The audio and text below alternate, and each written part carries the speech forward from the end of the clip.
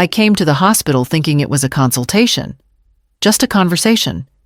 But the moment I walked into the room and saw the clipboard in Silas's hands, I knew better. Talia was already standing her posture tight, too ready. The doctor greeted me with polite certainty. "We appreciate you being willing, Mrs. Quinn. Your son said you're prepared to proceed." I blinked. Proceed with what? Silas didn't look at me. "The donation, Mom. They're scheduling the prep." Talia smiled like it was a favor. "We just need you to sign. It's already set up." I stared at the folder in her hands, then back at them. "No one asked me." She laughed lightly, brittle. "You're her grandmother." I didn't answer. My hands were still on my coat buttons when Talia stepped forward and tore my medical file in half. "You're letting her die," she screamed. People in the lobby turned. A receptionist froze mid-keystroke. Silas stood, his voice colder than I remembered. "God, Mom, don't be such a selfish old woman." That one landed, but not how they expected. I bent down, gathered what pages I could. They weren't just lab results. They were evidence of me, of the part they'd decided didn't matter anymore. I stood without flinching. This is not how you ask, but they weren't asking. They were assigning. I walked out of that room slower than I wanted, but steady.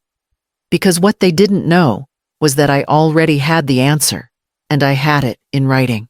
Silas was 6 when his father died.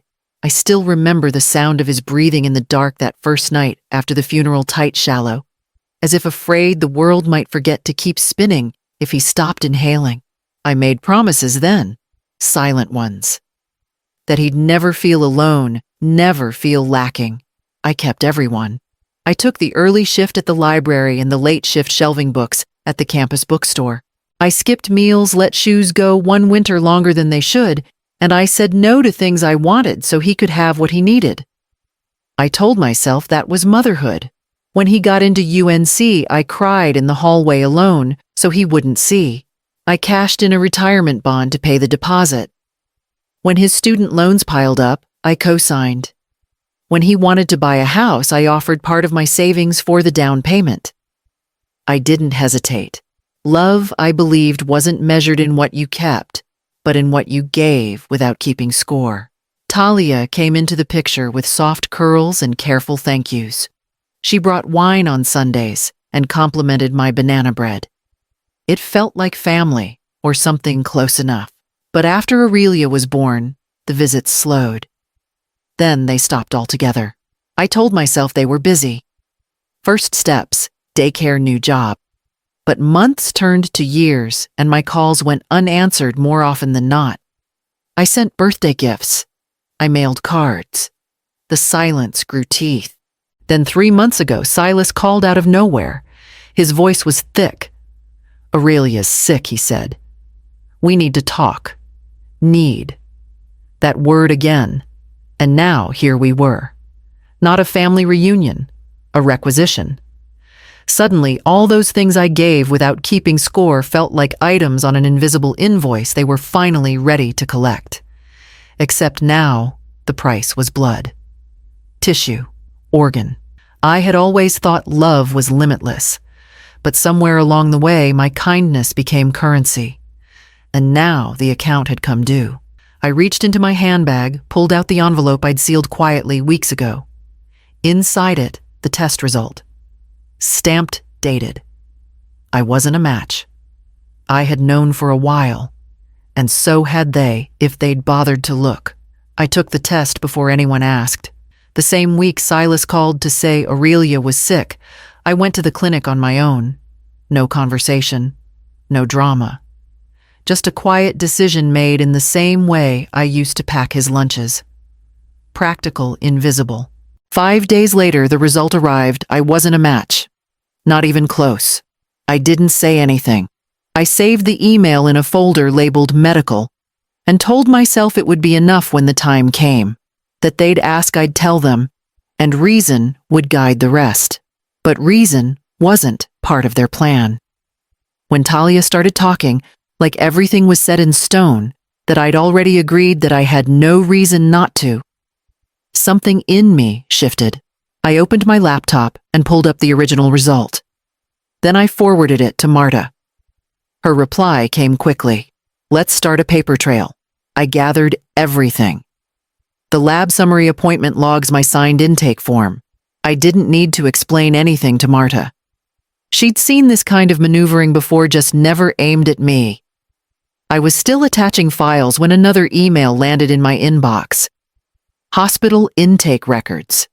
Listed under my name, marked first-time evaluation. They were rewriting the timeline. Pretending I hadn't already tested. Pretending they didn't already know. Talia had filled out that form. She'd received the same email I did. But she chose to erase it. They weren't just ignoring my result. They were hoping I wouldn't remember it either. They forgot I save everything.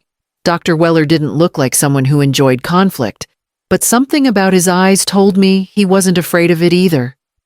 He called me back to his office after the incident in the consultation room.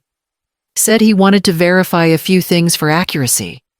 His tone was careful, clipped almost clinical, but I caught the flicker of unease behind his glasses. I noticed an inconsistency in your donor file. He began tapping the screen with a pen. It states this is your first compatibility screening. But another result dated 3 months ago is already in the system. I nodded once. That was me. I submitted it on my own back in February. He glanced at me, then back at the screen. The result was issued to an email listed as Coraline Quinn 22. Talia's, I murmured. He stopped. She's listed as your emergency contact. That's why the results were auto-sent to her. She knew, I whispered. She knew all along. The silence that followed wasn't awkward. It was heavy. He didn't try to fill it. I want a printed copy, I said, stamped and dated, everything from that original test. Chain of custody, email logs, whatever you can provide. He nodded. I'll prepare it myself. Give me 10 minutes. When he stepped out, I stood and moved toward the window. From here, I could just see the roof of the pediatric wing. Somewhere in there, Aurelia was sleeping or pretending to. I didn't know what she'd been told, or how much she understood, but I knew this wasn't about her anymore. They didn't want a donor. They wanted a hostage, a body that couldn't say no, a name they could drag forward without argument. I opened my phone and texted Marta. Confirmed. She received the results. Print copies coming. Her reply came instantly. Start writing everything down. Even the silences. Especially the silences. Dr. Weller returned moments later with a folder in his hands. He placed it gently on the desk. It's all there, he said. I reached for it with steady fingers, the weight of it familiar now. They're going to come back, I said quietly. He looked at me and didn't argue. Didn't advise calm. Just said, then you'll be ready. It wasn't until later that afternoon that Dr. Weller called again. I need you to come back, he said over the phone. There's something else. I returned to his office, the same quiet room with its gray-blue walls and the faint smell of old paper and sanitizer. He didn't sit this time. Just pulled up a file on his screen and turned it toward me. This was submitted to the hospital administration 2 weeks ago, he said.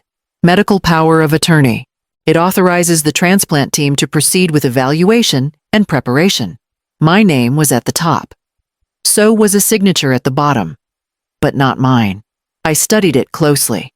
The loop of the Q in Quinn was exaggerated theatrical. My own was tighter, neater, written by someone who signs grocery lists, not stage performances. Whoever did this knew the shape of my name, not the weight of it. I didn't sign this. I didn't think so, he replied. It doesn't match your intake forms or your original test paperwork. We've already flagged it internally. They submitted this knowing I'd already been ruled out. Yes, he said. It appears so. I pressed my lips together, willing myself to stay calm. It wasn't rage that filled me. It was something colder, deeper. Not shock. Confirmation. I want a notarized copy, I said. You'll have it by this evening. I walked out of the office, clutching the second folder like a ledger. The weight felt heavier than the first. Not just lies, fraud. Back at my apartment, I called Marta. She didn't answer, but when I texted her a photo of the forged document, she called within a minute. "They've crossed a line," she said. "You ready to put this on record?" "I already am." We spent the next 2 hours drafting a formal affidavit. Every date, every email, every signature I did and didn't give. She helped me write it without metaphor, without anger, just facts. We knew this wouldn't be the last push. If they ever come back, she said, we push back with paper. I saved a copy in 3 places. Printed 2. One for me, one for the ethics board. Then I sat down at my kitchen table and read it all again, not because I doubted any part of it, but because I wanted to remember what it felt like to reclaim something they thought they owned. And sure enough, before the sun set, I heard the knock I'd been waiting for. They found me near the east corridor in the quiet wing where no one raises their voice and everything echoes twice. Talia's heels struck the floor first. Sharp, deliberate.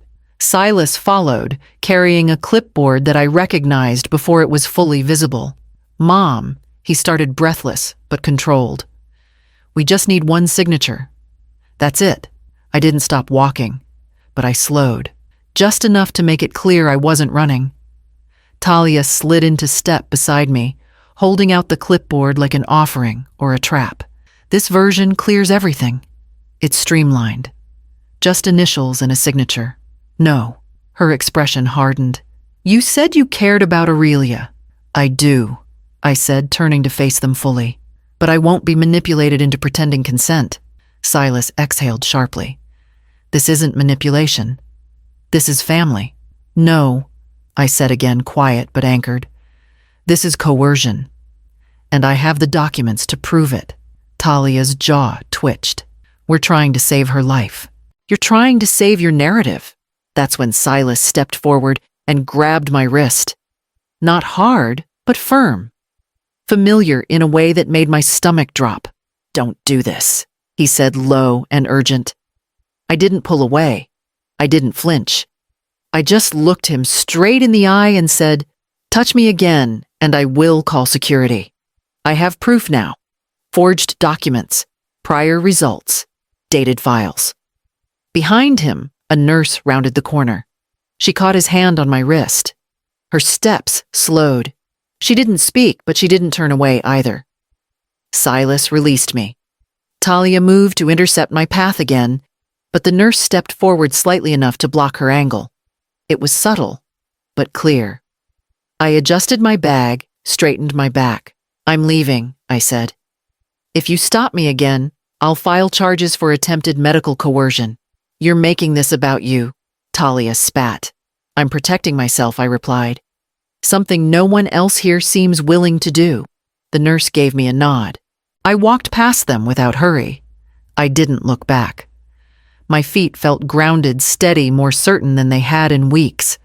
They hadn't expected me to show up with facts. They expected guilt, silence, compliance. But I wasn't afraid of disappointing them anymore. I walked until the hallway turned left, and there, just beyond the elevator bank, I saw the man I didn't expect, Dr. Weller, holding another folder. Dr. Weller closed the door gently behind us, then pulled the blinds. "There's something you need to see," he said, holding out the folder. "We reran everything." I took the chair across from him and waited. I didn't ask what it was. My hands stayed still in my lap.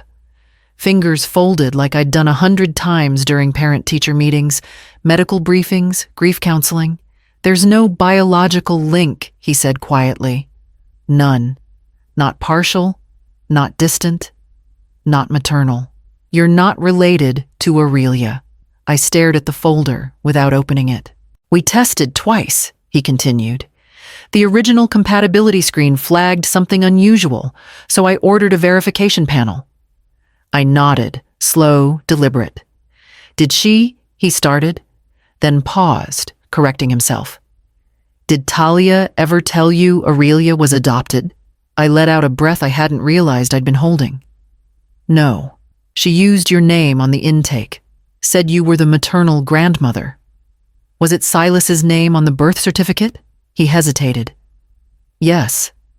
But based on the sample provided and the parentage reports even, that may be questionable. The lab flagged inconsistencies. Of course they did. I didn't cry. There was nothing left to mourn.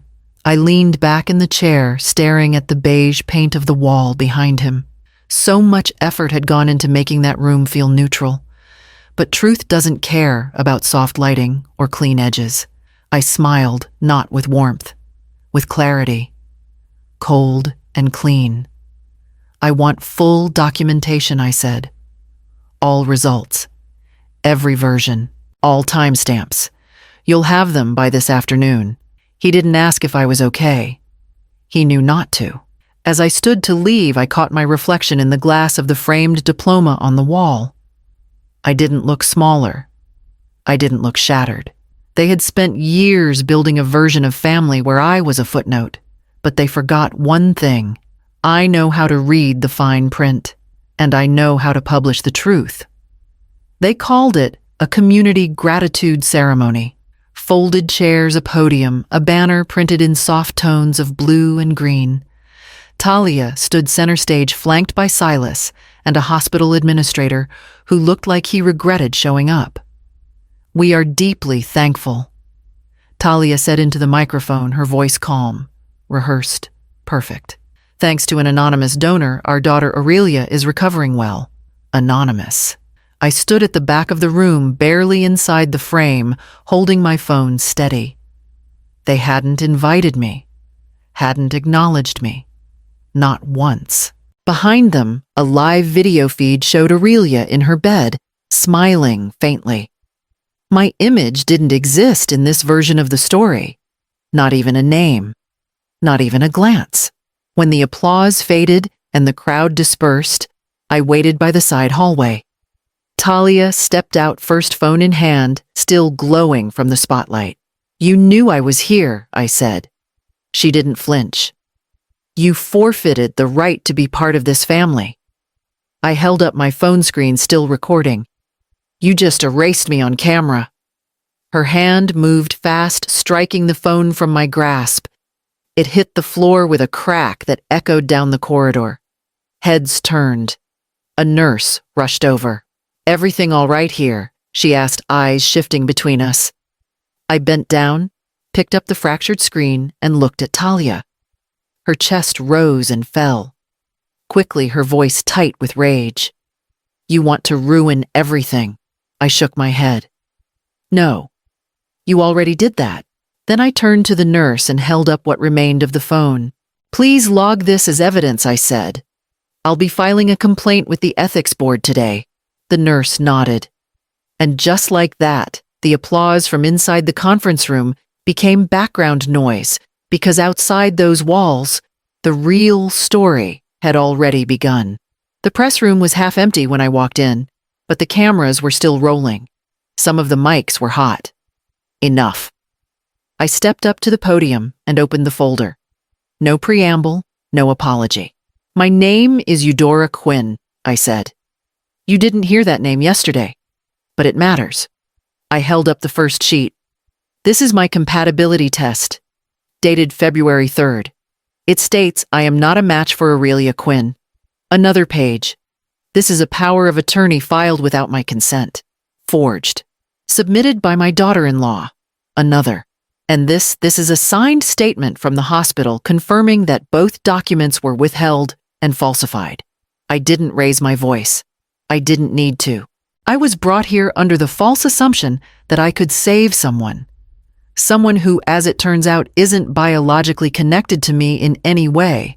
I was never a match, and she was never my granddaughter. There was no reaction for a beat. Then murmurs, a few gasps, cameras flashing faster now. I heard the noise before I turned. Coraline Talia had fainted in her seat. A reporter stood halfway up, shouting a question I didn't catch. I didn't stop. I stepped off the stage folder still in my hands and walked past the rows of folding chairs and stunned faces. No one followed. No one dared. Outside, the air was cooler than I remembered, and I finally let my shoulders fall. But the story wasn't finished. Not yet. She asked to meet at the hospital garden.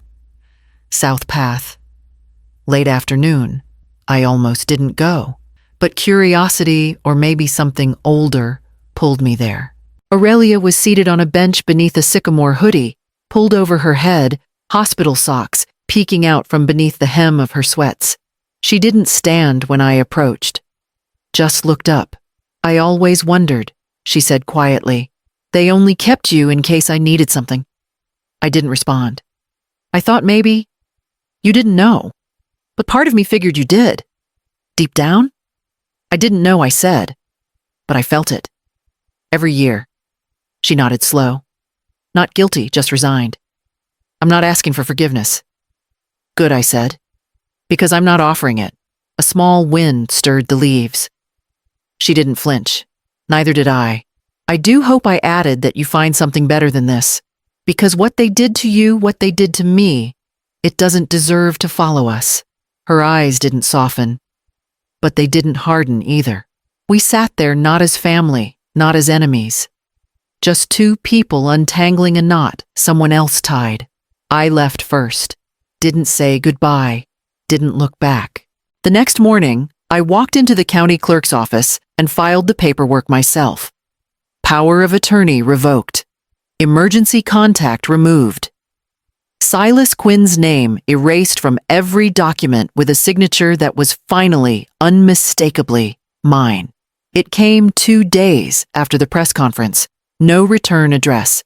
Just a postmark from Missouri and a name I didn't recognize. The handwriting was careful, each line pressed gently into the paper, like the writer was afraid to take up too much space.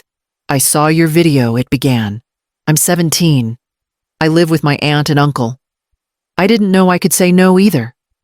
No story. No plea for help. Just that. I read the letter 3 times before folding it along its original crease. There was no need to respond. This wasn't a question. It was a recognition.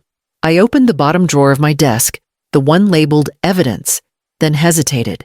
Instead, I placed the letter in the other drawer, the one marked keepsakes, next to a pressed flower from my mother's garden, and a photo of me at 20, smiling with my library ID in hand. Because this wasn't proof of harm. It was proof that something had shifted. I closed the drawer and stood walking to the window. The air outside was cool again. A gentle breeze lifted the curtain. I left it open. That night, for the first time in years, I didn't fall asleep scanning for the next request, the next guilt-laced favor, the next withheld affection disguised as duty. I simply slept.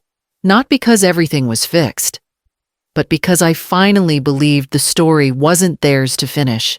It was mine to begin again.